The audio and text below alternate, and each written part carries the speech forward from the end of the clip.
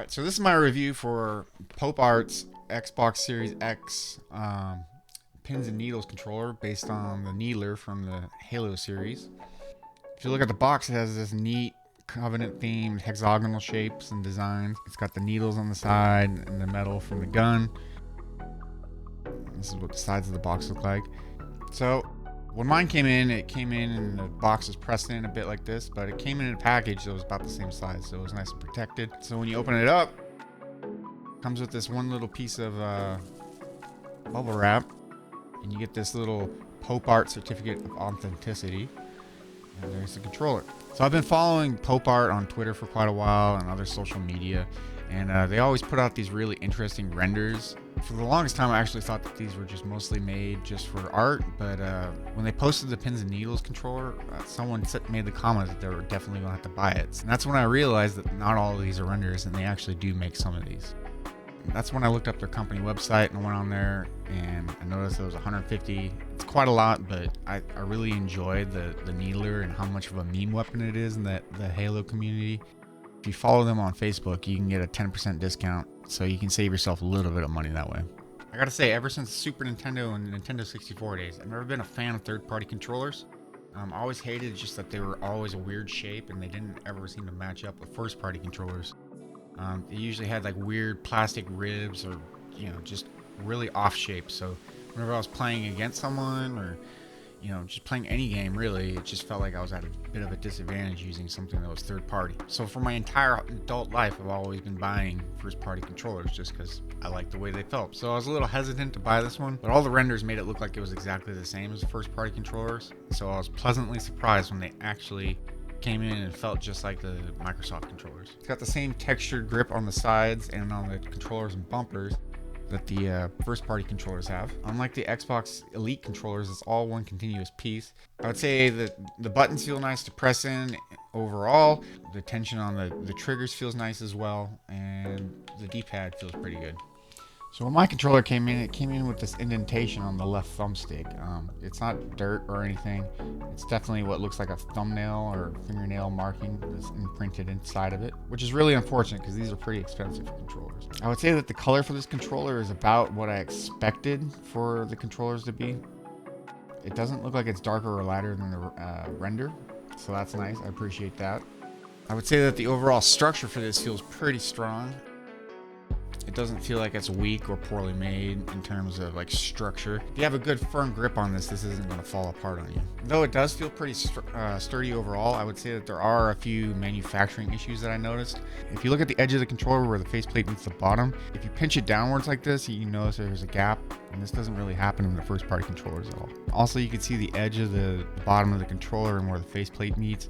There's this white line where the fit of the faceplate doesn't quite match exactly the bottom of the controller. Although I like the overall feel and texture of this controller and the materials feel really premium, there are two glaring issues that I noticed right off the bat. First is that the X button here, where it meets the faceplate, is almost flush.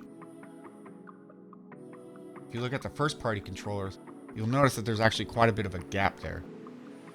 But here, without even pressing it in, it like I said, it's almost flush.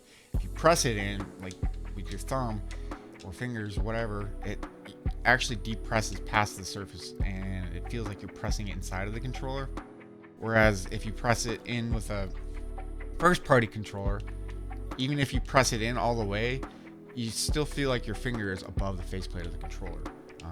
That's something I immediately noticed. The second most glaring issue that I noticed with this controller is that the shoulder buttons on top are recessed compared to the triggers. So this is an issue for me because when I'm playing first-person shooter games, I like to keep my index fingers on the triggers here, and then whenever I need to throw a grenade or a melee using the shoulder buttons, I like to just roll my fingers upwards and without taking them off of the trigger buttons themselves. With this controller, I can't actually do that. Like, I have to physically take my fingers off of the triggers and move them up to the shoulder buttons to press them in. Like, I can't do that. Whereas if I take a first party controller, I can actually engage this with just a slight movement of my finger. I don't have to take them off completely at all, and I can still engage the triggers without moving my finger hardly at all. Again, with how this controller is made, I just can't do that. Like, if I'm pressing in and I keep my fingers on the trigger buttons, I cannot press these buttons in. I don't know if you can hear that, but they don't actually click unless I move my finger off of the triggers and go up to engage the shoulder buttons. This is a pretty big issue for me because I primarily play first-person shooters or action games. Pretty much any game, really, it doesn't matter.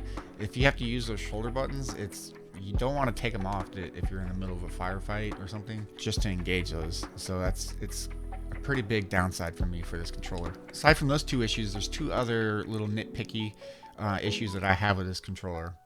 The first being the color of the artwork itself. So if you look at the metal of the needler gun itself on the controller, you can notice that there's this little bit of like fading. I think this might have to do with the manufacturing process itself. Though I did say I felt like the colors matched the renders very well.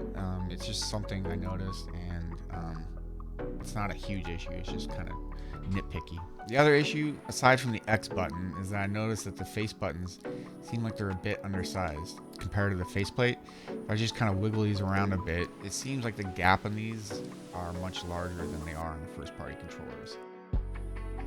Almost all the Xbox first-party controllers I have feel like the buttons are a bit more precisely made and fit the controller faceplate quite a bit more. That's kind of a nitpicky complaint, and aside from the X button being recessed into the controller more than I would like, it's not that big of a deal.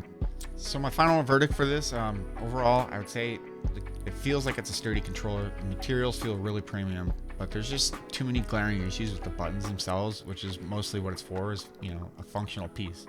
It might just end up on my shelf back there eventually, but it's just a shame that there's these glaring issues with the shoulder button and the X button that I just don't think I can look past.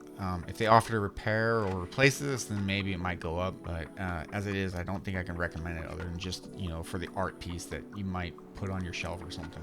So if I had to give this an overall score, I'd probably have to give this a 4 out of 10.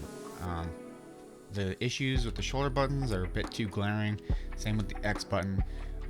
I expect to be able to use my controller and not have any issues with it.